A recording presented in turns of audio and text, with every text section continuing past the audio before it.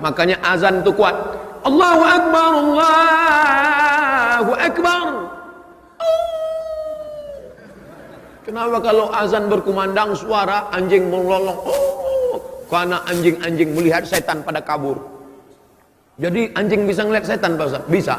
Saya pengen ngeliat setan, ganti pakai mata anjing. Oleh sebab itu kita nggak perlu ngeliat setan. Kalau ada orang yang bisa ngeliat setan, Ustaz, saya tadi malam ngeliat gondorwo di rumah saya. Kamu sudah matanya dimasuki setan, masa kamu mesti diruqyah. Tapi yang bisa ngeliat setan, matanya sudah dimasuki setan, karena hanya sesama setan bisa melihat setan.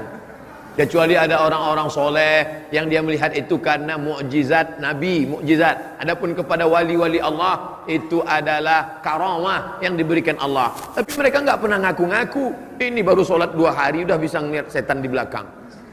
Tadi malam saya pulang pengajian Pak Ustadz, berat sekali. Saya lihat ke belakang, ada sundel bolong numpang 2. Emang dia nggak ada kerja lain mau numpang? Oleh sebab itu jangan hiraukan yang model-model begini. Kita hanya disuruh jaga, jaga, jaga. Jangan sampai setan mengganggu. Setan, jin, iblis, genderuwo, sundel bolong, suster ngesot, jin dan jun.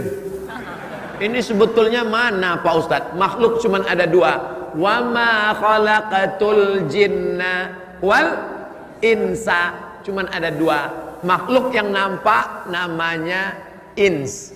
Makhluk yang nggak nampak, nggak kelihatan namanya jin. Jin ini terbagi 2. Jin yang baik namanya jin muslim. Jin yang jahat namanya jin kafir.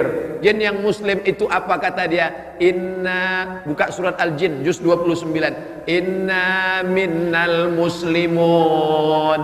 Kami ada yang jin muslim. Wa minnal qasitun. Kami ada yang jin kafir. Jin yang muslim itu apa kerjanya? Taharrau rasyada, selalu mencari jalan yang benar, ngaji. Jin muslim itu ngaji juga. Makanya dalam Quran ada cerita jin dengar bacaan Nabi Muhammad baca Quran. Nabi sedang baca. Qul, katakan ya Muhammad, annahu istama'ana nafarum minal jin. Ada beberapa jin mendengar engkau baca Quran. Apa kata mereka? Inna sami'na Qur'anan ajaba. Kami, kata jin, mendengar bacaan Quran Muhammad itu ajaba, ajib, amazing. Kami dengarkan bacaan Quran Muhammad itu ajib, menakjubkan. Makanya kalau ada qori baca Quran, ada jamaah yang tidur itu lebih parah daripada jin. Jin aja dengarkan baca Quran menakjubkan, dia bilang buka surat Al-Jin. Tapi ada jin itu jin kafir. Yang jin kafir itu apa kerjanya? Kanu li jahannama hataba. Mereka akan menjadi bahan bakarnya, kayu bakarnya api neraka. Jin yang baik muslim, jin yang nggak baik kafir. Ustaz nunjuknya jangan ke depan lah, oke ke belakang. Jin yang baik muslim, jin yang nggak baik kafir. Jin yang kafir inilah disebut dengan syaiton. Induknya iblis. Komunitasnya jin. Yang baik muslim, yang nggak baik kafir. Yang nggak baik ini kafir. Nama lainnya setan. Induknya iblis. Iblis itu GM-nya lah. Adapun yang lain ini anak-anak buahnya semua. Apakah manusia itu juga bisa disebut setan? Ya. Kenapa? Karena dalam Quran dikatakan bahwa syayatinal insi wal jin. Ada setan-setan yang terdiri dari manusia dan jin. Kalau begitu auzubillahi minasyaiton, itu bukan cuma untuk jin, bukan. Terus untuk ente juga. Kalau ada nanti kawan yang selalu menggoda-goda, baca dia auzubillahi minasyaitonirrajim. Ente mau ngusir setan ya? Enggak ngusir ente. Kalau yang menggoda kita itu adalah jin, insya Allah kita baca ayat kursi dia kabur. Tapi kalau yang menggoda kita ini dari kalangan ins, kita baca ayat kursi, dia lebih hafal dari kita. Maka dalam Islam diajarkan, jaga ruh ini jangan sampai mati. Masih berdetak jantung, ruh masih ada di dalam. Sampai kapan ini? Sampai akhirnya janjimu sudah habis Abdul Somad, maka ruh itu pun keluar. Dari mana dia? Berawal dari ujung kaki. Minal asfal.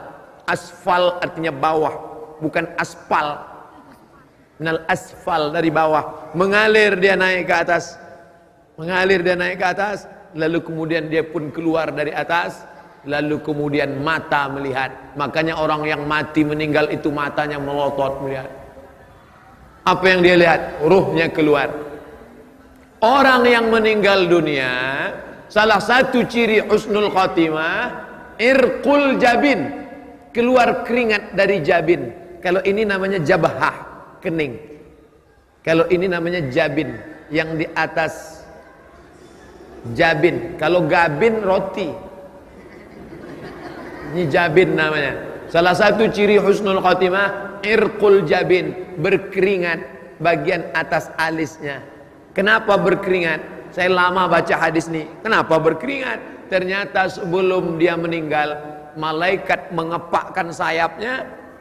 Dikepak sayap malaikat itu, matanya melihat, hai Abdul Somad, inilah tempatmu di surga, blok C nomor 15. Pada saat si hamba itu melihat tempatnya, dia malu kepada Allah.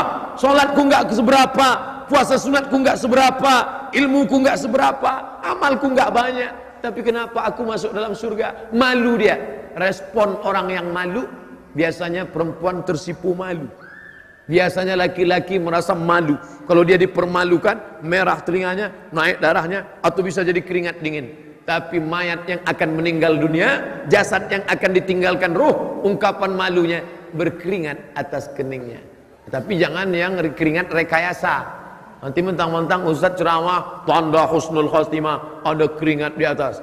Pas tetangga sedang nggak ada, semprot. Biar disangka orang ustaz mati husnul khotimah. Kan itu maksudnya. Nggak perlu kita pencitraan. Ini nanti sampai mati pun pencitraan. Dipoto, alhamdulillah ada keringatnya, sampai melebar ke wajah lagi. Kan itu maksudnya. Artinya ruh itu keluar. Orang beriman, ruhnya keluar seperti embun yang menetes dari ujung daun. Ini daun, pada saat tengah malam embun turun awan ke bawah, lalu kemudian berkumpul dari sisi-sisi daun, menetes di ujung daun. Embun menetes ke bawah, daun tidak ada yang ranting patah, daun tidak bergoncang. Begitulah keluarnya. Tapi bagi orang yang berdosa, seperti duri ditarik dari kain, dari kulit yang basah. Masuk duri ke dalam kulit, ditarik. Ketika ditarik dia, mata kail yang ada dua, mata kail atau anak panah yang masuk ke kulit, lalu ditarik dengan kuat sampai dagingnya terikut. Begitulah rasanya kematian. Ada yang mengatakan kematian itu seperti tebasan pedang di tempat yang sama beratus kali. Ada yang mengatakan kematian itu seperti mata kail pancing ditarik dari kulit yang basah. Ada yang mengatakan kematian seperti kambing yang dikuliti hidup-hidup. Semua menceritakan itu kepada Nabi Muhammad sallallahu alaihi wasallam. Makanya selalu kita berdoa, Allahumma hawwin alaina fi sakaratil maut. Ringankan kami ya Allah saat sakaratul maut, karena kami tak tanggung takutnya untuk merasakan itu semua. Tapi kita tak perlu terlampau takut. Jangan gara-gara pengajian ini terlampau takut, pulang bawaannya takut aja. Nanti masuk kantor enggak takut, matilah. Mati nggak perlu takut, karena mati itu adalah resiko hidup. Berani hidup, berani mati. Takut mati, jangan hidup. Takut hidup, mati aja. Nah, ini resiko. Life is take risk. Hidup adalah berani mengambil resiko. Dan filosof-filosof barat itu hampir tidak pernah cerita mati. Socrates, Aristoteles, Demokritos, Thales, filosof-filosof barat, mereka hampir semuanya kalau sudah cerita mati takut. Tapi Islam justru cerita tentang mati. Kenapa? Mati adalah semangat kehidupan. Kenapa kita beramal soleh? Persiapan untuk mati. Makanya saya tidak ingin, awalnya saya ragu untuk menyampaikan tema ini. Ruh ketika berpisah dengan jasad berarti mati. Saya tidak ingin selesai pengajian umat Islam di Bandung bawaannya mau mati aja semua. Gimana bisnis kita ke depan, Bu? Udahlah, nggak usah diurus, saya mau mati aja. Adik-adik mahasiswa nanti selesai S1 mau ngambil master di mana, mau ngambil S3 di mana, nggak ada gunanya S2 S3 Pak Ustaz, mau mati aja nih. Orang Islam disuruh berbuatlah Selesai salat, keluar dari masjid, wa qul i'malu, berbuatlah, fasayarallahu amalakum, Allah yang akan menilai perbuatanmu, wa rasuluhu, Rasulullah yang akan menilai perbuatanmu, wal mu'minun, orang-orang beriman yang akan melihat hasil dari perbuatanmu. Oleh sebab itu jangan pernah berhenti berbuat. Walaupun engkau sudah mau mati, sudah ada tanda-tanda kematian, sudah terasa tanda-tanda kematian, maka di tanganmu masih ada bibit korma. Idza waqa'at ala ahadikumul qiyamah, kamu sudah mau mati, wa fi yadihi fasilah, di tanganmu ada bibit korma, falyaghrisha, tanamkan, gali tanah, tanamkan bibit korma, padahal sudah mau mati. Untuk apa nanam bibit korma sudah mau mati? Korma itu akan tumbuh, bertunas, berbatang, berbuah, dan dia akan bernaung. Ada orang bernaung di bawah pohonnya karena kepanasan, dan ketika dia berbuah, ada orang akan memakan buahnya. Allahumma barik lana fima razaqtana wa qina adzabannar. Nyami. Di saat itu engkau akan mendapatkan pahala. Jangan pernah berpikir saya dapat apa. Yang penting engkau berbuat, nanti pahalanya Allah yang ngurus. Banyak orang sekarang berbuat, gimana kalau kita bangun masjid ini, gimana kalau kita buat pengajian, nanti saya dapat apa, nanti saya akan mati. Memang kita akan mati, tapi ada setelah itu akan menjadi amal.